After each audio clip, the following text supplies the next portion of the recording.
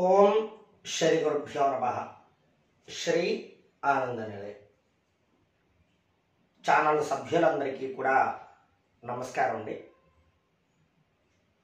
చాలా కాలం తర్వాత ఈ వీడియో చేస్తున్నాను. దీనికి చాలా ముఖ్యమైనటువంటి అవసరం ఉన్నది. అందుకోసమే ఈ వీడియో చేయడం జరుగుతూ ఉన్నది.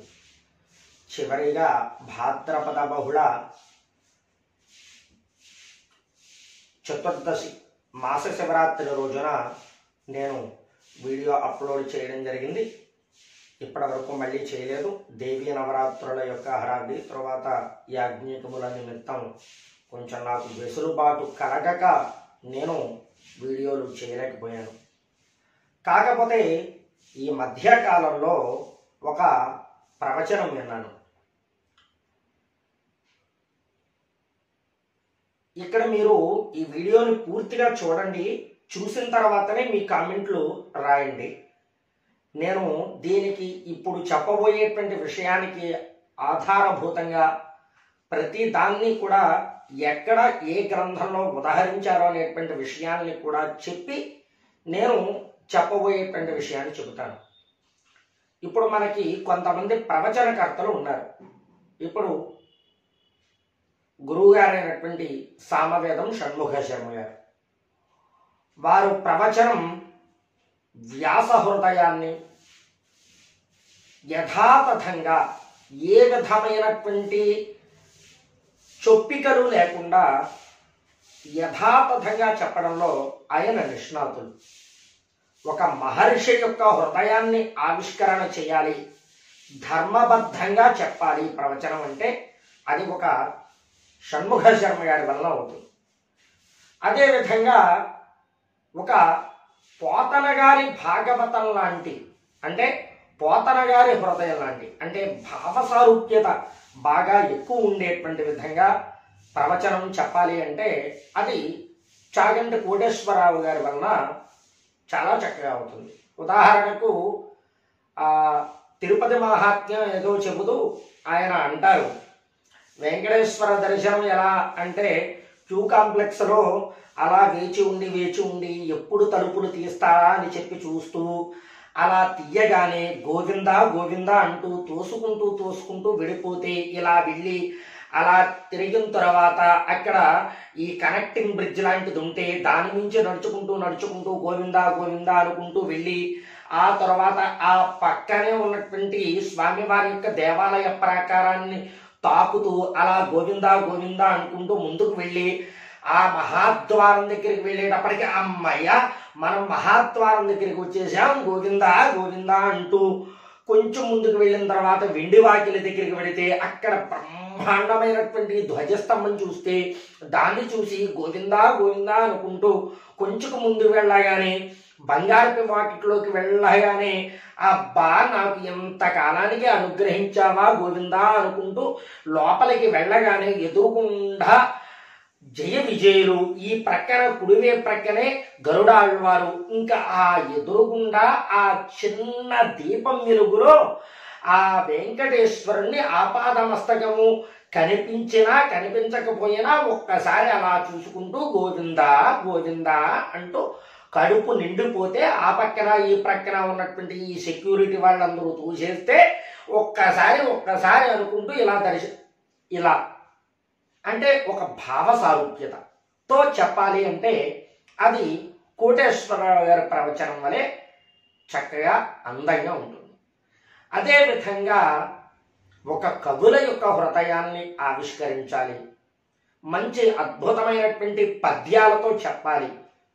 ఒక కంద పద్యమో సీస పద్యమో మత్తేభమో ఉత్పలమాలో చంపకమాలో ఏదో ఒక వృత్తం అద్భుతమైనటువంటి పద్యాలతో ఒక ప్రవచనం చెప్పాలి అంటే ఒక నన్నయ్య, తిక్కన, ఎర్రప్రగడ లాంటి కవుల యొక్క హృదయాలను, అదేవిధంగా ధూర్జటి, కాళిదాసు వంటి దివ్యమైనటువంటి కవుల యొక్క హృదయాన్ని ఆవిష్కరించాలి. లోకల్లో ఉన్నటువంటి కొన్ని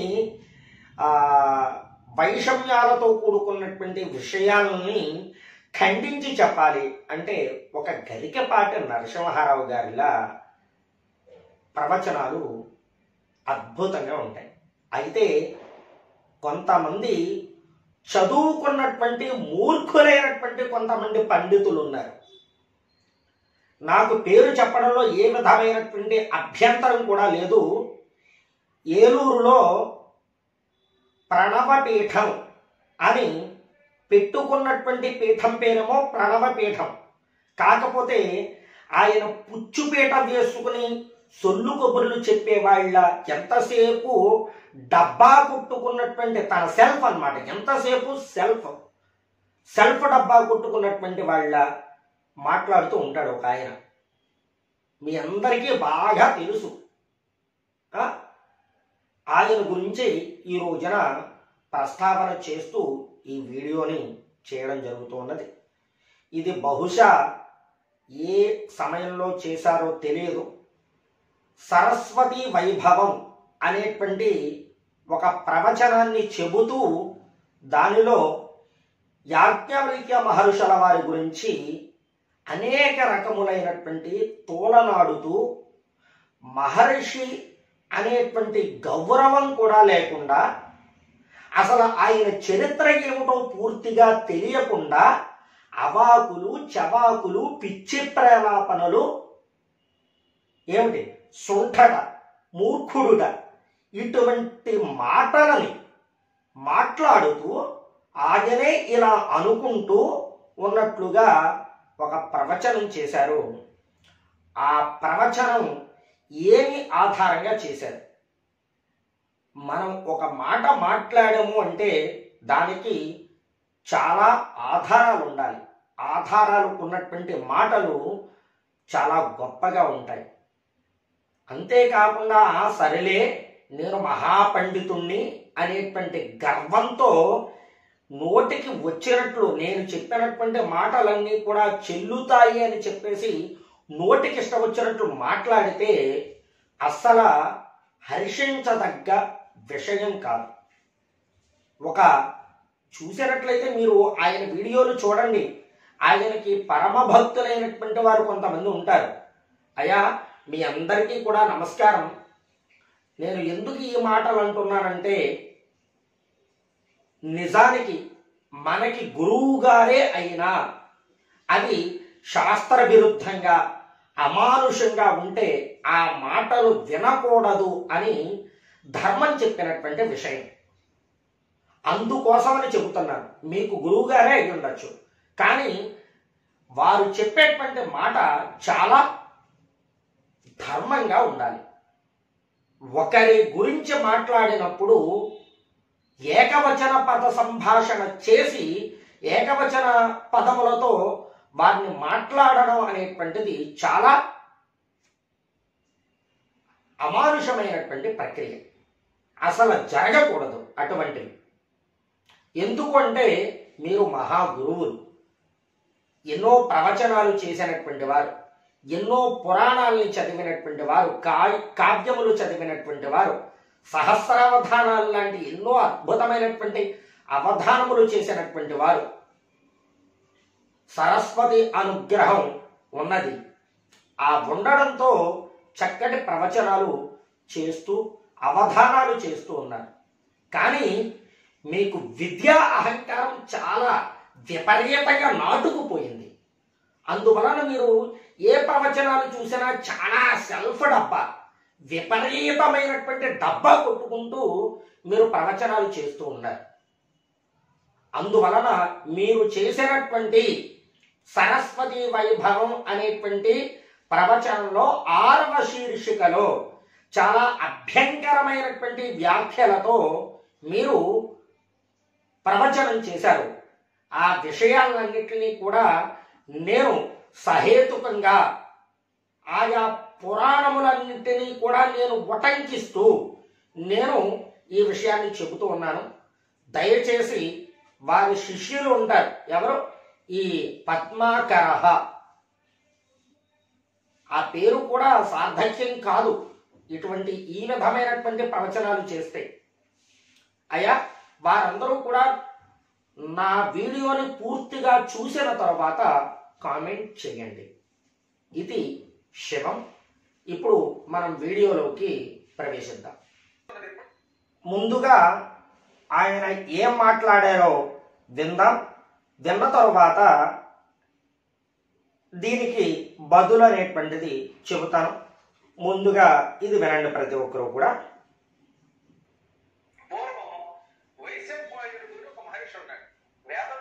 శిష్యుడే ఆ మహానుభావుడు దగ్గర వైశంపాయనుడి దగ్గర యాజ్ఞవల్క్యుడు ఒకటి చేరాడు.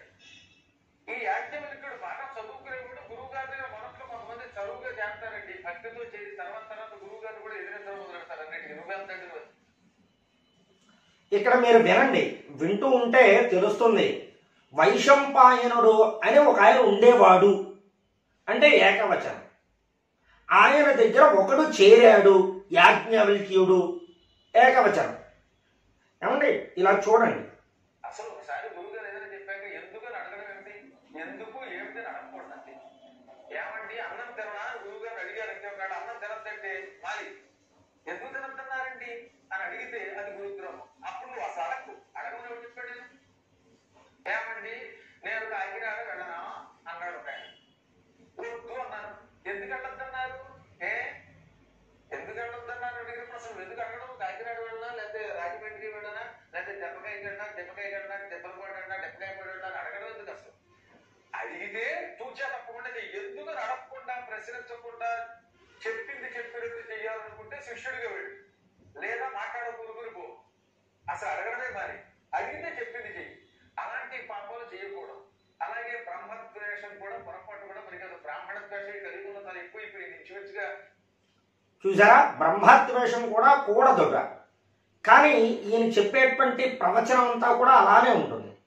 విపరీతమైనటువంటి బ్రహ్మద్వేషంతోనే ఈ ప్రవచనం ఉంటుంది. చూడండి, ఎంత ద్వేషం లేకపోతే ఒక మహర్షిని పుచ్చుకుని ఈయన ఇలా మాట్లాడతాడు. వినండి, చూడండి ఒకసారి.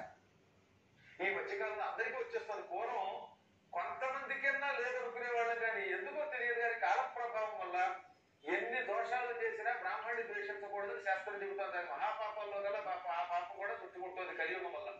వీటిల్లో ఈయనకు చుట్టేస్తుంది. ఇక్కడ మొదట్లో బాగా శ్రద్ధగా గురువు గారి దగ్గర చదువుకున్నాడు, మంచి పాండిత్యం సంపాదించాడు. గురువు గారికి ఈయన లేకపోతే ఎవరు లేరని అందరూ చుట్టుపక్కల అనుకునేవారు. ఈ వైశంపాయనుడికి ఒక గొప్ప ఆశ్రయం ఉంది. మా ప్రణవ పీఠం లాంటి పీఠం ఉండేది ఇప్పటికి కూడా. చిచ్చే కానీ ఎంత ప్రణవపీఠం లాంటి పీఠం తప్పిది, చాలా తప్పిది. అప్పట్లో గురుకులాలు, నిజానికి ఋషి ఆశ్రమాలన్నీ కూడా చాలా గొప్పగా ఉండేవి. ఇంకా ఈయన డబ్బుల కోసం ఓ పీఠ ఇసు కూర్చున్నాడు తప్పితే వాళ్ళందరూ మహాత్యాగులు. చెప్పాలంటే వైశంపాయనుడు మహర్షులందరూ కూడా మహాత్యాగశీలులు. ఈ విషయాన్ని ప్రతి ఒక్కరూ కూడా ఒప్పుకోవాలి. అంతే తప్పితే ప్రణవపీఠం లాంటి ఇటువంటి దిక్కుమాలి పుచ్చిపేటలు వేసి కూర్చున్న వాళ్ళు కాదు మహర్షులు అంటే. రేపు రాజస్థాన్ యాత్ర కడతాం తోటి అక్కడ ఉంటుంది వైశంపాయన ఆశ్రమం. ఆ ఆశ్రమానికి పోలేనంత వ్యవస్థ గుళ్ళు అవి ఉండేవి. ఈ గుళ్ళన్నిటికీ పెద్దలు ఇద్దరు ఎక్కువ లాక్కునేవాట. గురువు గారికి ఎవరి దగ్గర ఉంటే వాళ్ళకి బాధ్యతలు అప్పగిస్తారు కదా, ఏదో వాడు వస్తున్నాడు వాడు చేస్తాడే అని. ఈ యాజ్ఞవల్క్యుడు గురువు తర్వాత గురువు అంత పేరు తెచ్చుకున్నాడు. అసలు ఒక ముఖంలో చెప్పాలంటే అందరూ వైశంపాయనుడి దగ్గరికి రావడం అని యాజ్ఞవల్క్యుడి దగ్గరికి వెళ్ళేవారు.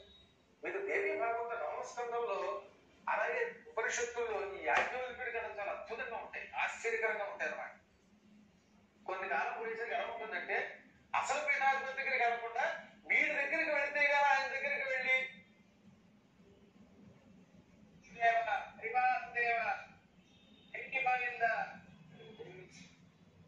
ఇప్పుడు యాజ్ఞవల్క్యుడు లేకపోతే అసలు వైశంపాయనుడి ఆశ్రమం వెళ్ళేదనేటటువంటి ఒక ప్రసిద్ధికి వచ్చేసింది.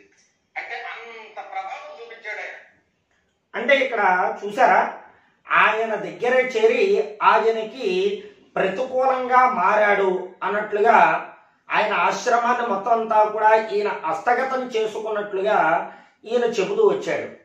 నిజానికి ఈయన చుట్టుపక్కల ఉన్నటువంటి కొంతమంది ఏమైనా అలా చేశారేమో. అంటే వద్దిపత్తి ప్రభాకర్ గారి ప్రవచనాలు కావాలి అంటే ఇప్పుడు మనం ఎవరో ఉంటారు దానికి సంబంధించి.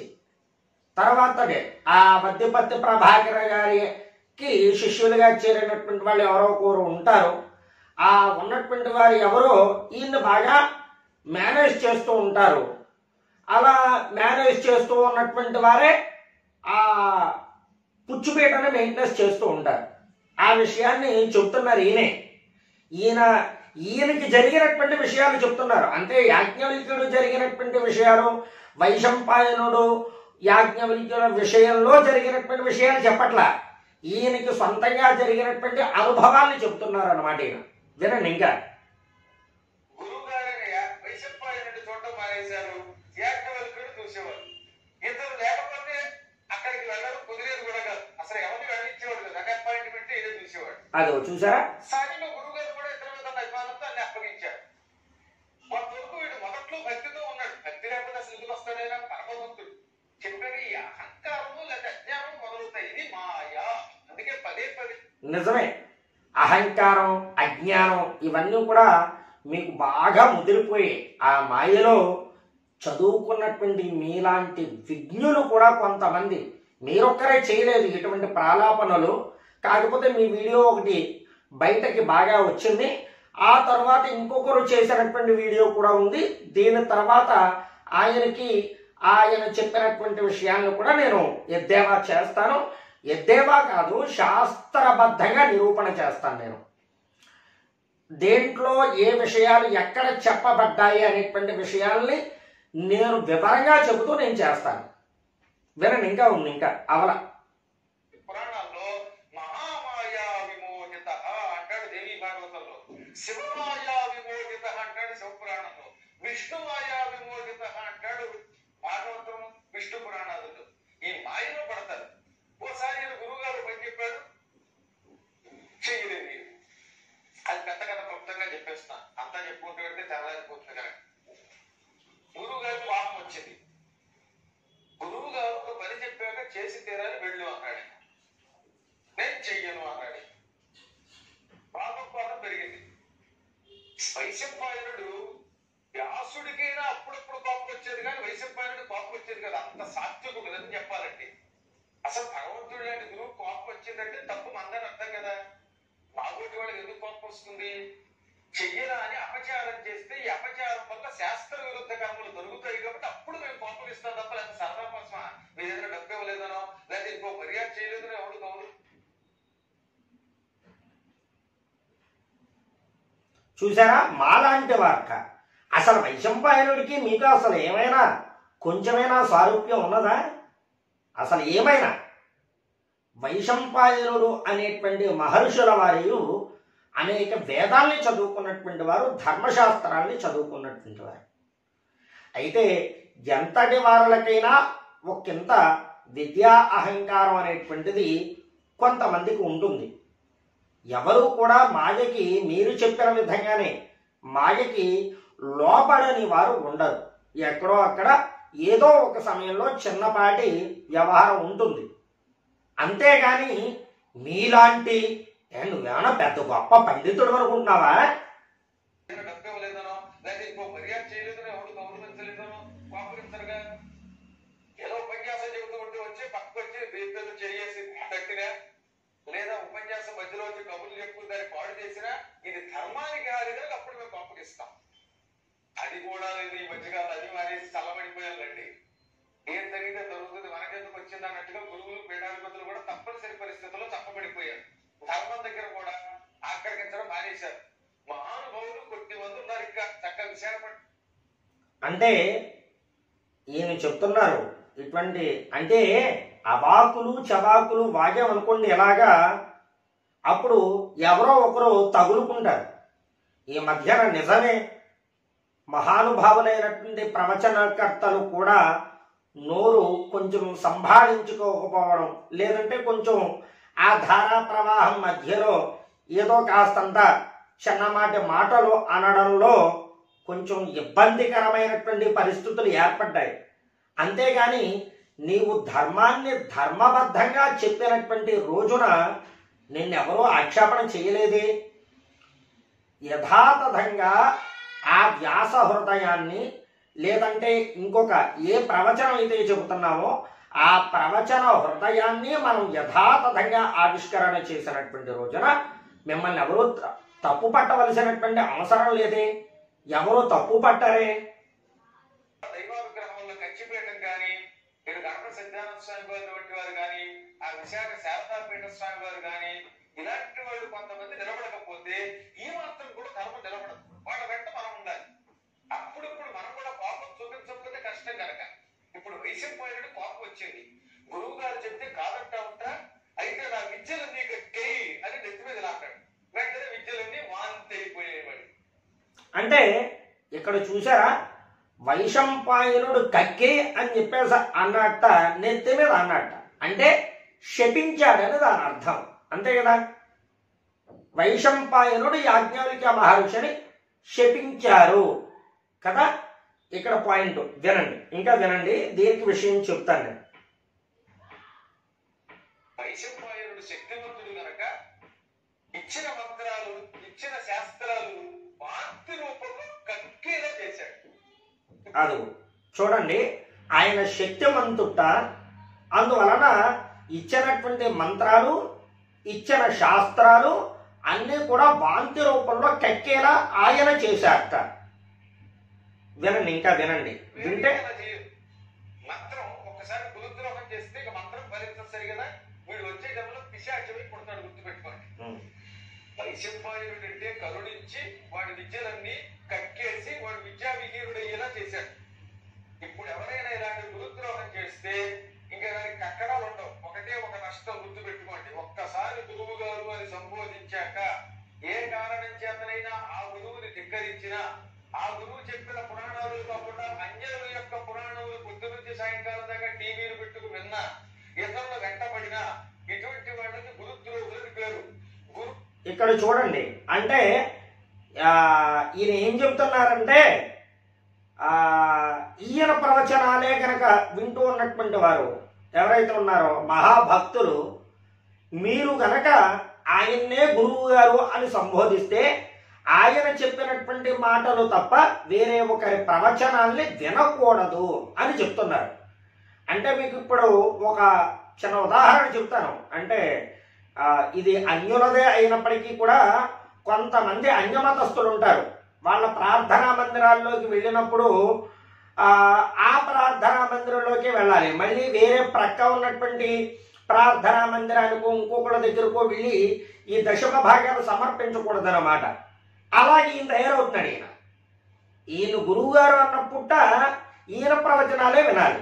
అంటే ఈయనకిలాగే అవాకులు చవాకులు ఈ వాగినవన్నీ కూడా విని మనం ఇదే నిజమని అనుకోవాలి. అంతే తప్పితే మనకి ధర్మం ఏమిటి అనేటువంటి విషయం మనకి అక్కర్లా, ధర్మచింతన అక్కర్లా. అదే విషయాన్ని నేను చెబుతున్నాడు.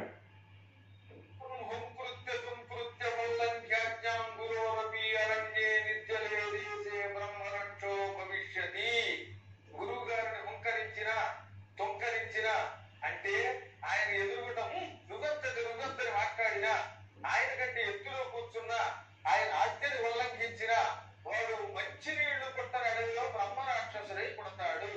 ఏకాక్షర ప్రదాతారం యోగున్నాభిమంజతే సస్యయోని శతంగత్వం చండాలత్వం అవాప్నుయాత్.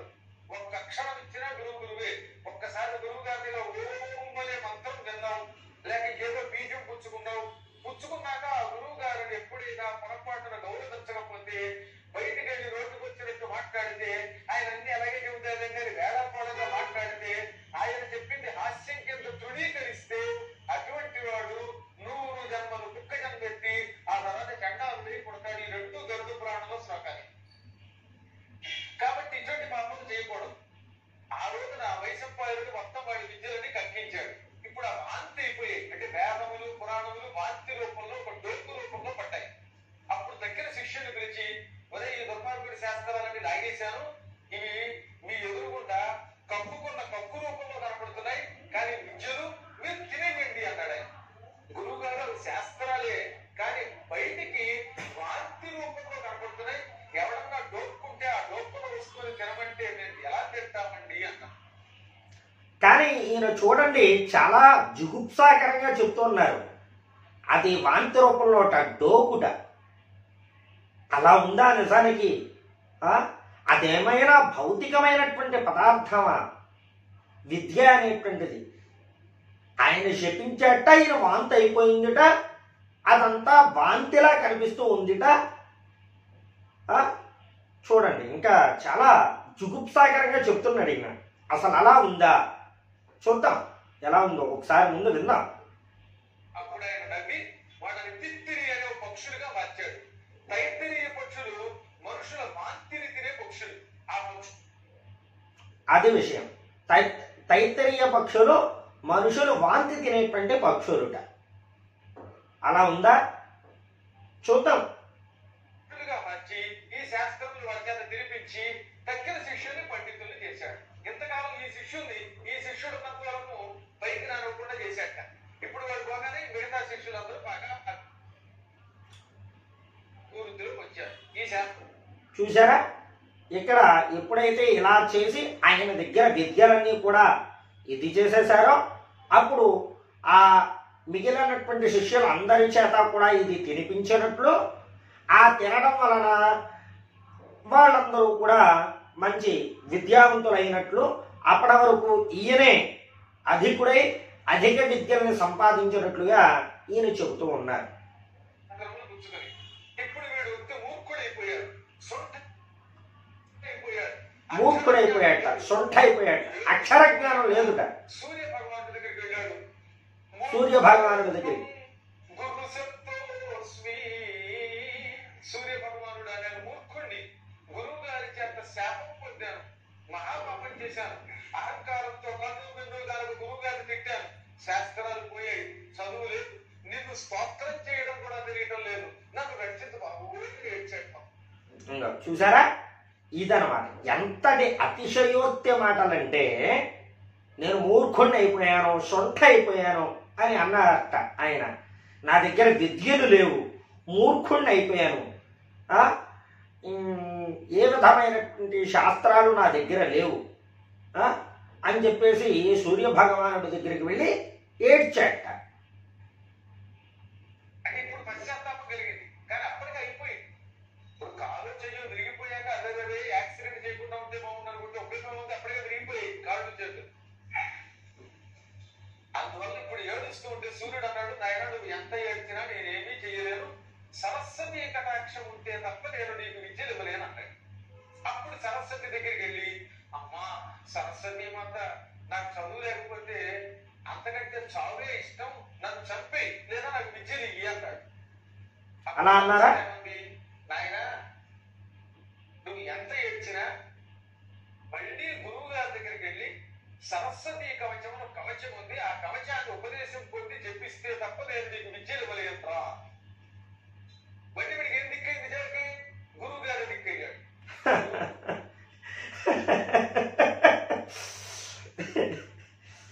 మళ్ళీ ఆయన దగ్గరికి వెళ్ళట.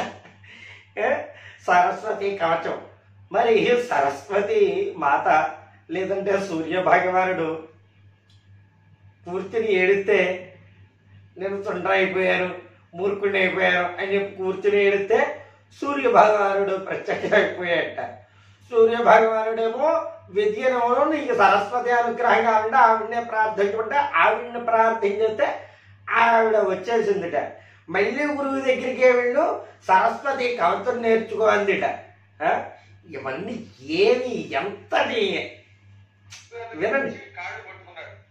గురువు గారు అంటే ఏంటంటే మహానుభావులు, వాళ్ళు ఎన్ని తప్పులు చేసినా కాళ్ళకు ఒక్క నమస్కారం చేస్తే కరుణిస్తారు కాబట్టి వీళ్ళ ఆటలు ఇలా సాగుతున్నాయి, పాపాత్మల ఆటలు అంతే.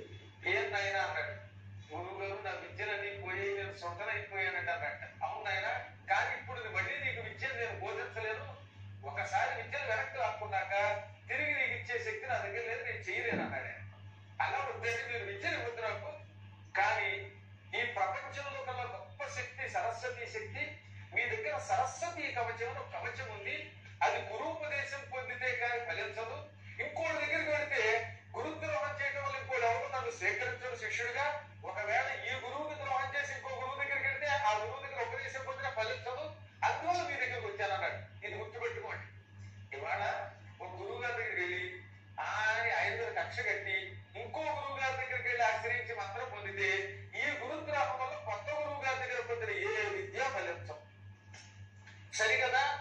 ఇదో భ్రష్ట అదో భ్రష్ట. ఇక్కడ భ్రష్టుడు అక్కడ భ్రష్టుడే సర్వనాశనం అయిపోతాడు. పైగా జనం కూడా ఏమంటారు, ఇంత పూర్వం ఆ పీఠంలో ఉండేవాడండి, ఇప్పుడు ఈ పీఠం దగ్గరికి వీడిని నమ్మకూడదని అంటారు. అందువల్ల నాకు నువ్వే గురువువి, ఇంకా నేను వదిలి ఎక్కడికి వెళ్ళాను, నాకు విద్యను సరస్వతి కవచాన్ని ఉపదేశం నేను జపం చేసుకుంటాను అన్నాడు. సరే గురువు గారు దారిపడి అప్పుడు వాడికి మళ్ళీ వాడి చేత శుక్రాంబరం గురు బ్రహ్మ చెప్పించి అత్యద్భుతమైన సరస్వతి కవచాన్ని ఉపదేశం చేశాడు. ఆ సరస్వతి కవచంతో రేపు మీ అందరికీ పూజ చేయిస్తున్నాం. ఇదండి సారాంశం. ఏమిటయ్యా అంటే, యాజ్ఞవల్క్య మహర్షుల వారు వైశంపాయనుడి దగ్గర విద్యకి చేరాడు. ఆయన ఆశ్రమాన్నంతటిని లాగేసుకున్నాడు. ఆయనకి ఒకసారి కోపం వచ్చింది. ఆ కోపం రావడంతో ఆయన మొత్తం విద్యలన్నీ కూడా కక్కేయమన్నాడు. కక్కేయమంటే కక్కేయమని శపించాడు. ఆ శపించడంతో మొత్తం కక్కేశాడు. కక్కేసిన తర్వాత నేను సొంఠనైపోయాను, నేను మూర్ఖుణ్ణి అయిపోయాను అని చెప్పేసి వెళ్ళి సూర్యనారాయణమూర్తి దగ్గర ఏడ్చాడు. ఏడిస్తే నేను చదువు చెప్పనురా, నువ్వు అవతలకి పో, సరస్వతి మాత అనుగ్రహం ఉంటేనే తప్ప నీకు చదువు రాదని చెప్పేసి అంటే, ఆవిడ్ని ప్రార్థిస్తే ఆవిడ వచ్చి నువ్వు మళ్ళీ ఆ గురువు గారి దగ్గరికి వెళ్ళి సరస్వతి కవచం నువ్వు ఉపదేశాన్ని పొందినట్లయితే నీకు చదువు వస్తుంది అని చెప్పినట్లుగా ఈయన మనకి సారాంశాన్నంతటినీ కూడా ఒక సొల్లు పురాణాన్ని, అసలు దీంట్లో ఏ విధమైనటువంటి సంశయం లేదు, ఇది ఒక సొల్లు పురాణం. ఈ సొల్లు పురాణాన్ని ఆయన చక్కగా ఎంతో అద్భుతంగా ఏకవచనములతో మంచిగా సంభాషణ చేస్తూ చెప్పారు. చెప్పిన సమయంలో కొంతమంది భజన చేసేటువంటి భక్తులు కొండ గొర్రెల వలె అద్భుతంగా చెప్పారని చెప్పేసి చక్కగా విన్నారు. అసలు నిజం ఏమిటి తెలియాలి కదా, నిజంగా ఇలానే జరిగిందా, అసలు అటువంటి మహర్షుల మీద అసలు ఈ విధమైనటువంటి మాటలు మాట్లాడవచ్చా అనేటువంటి విషయాన్ని ఇప్పుడు మనం చూద్దాం.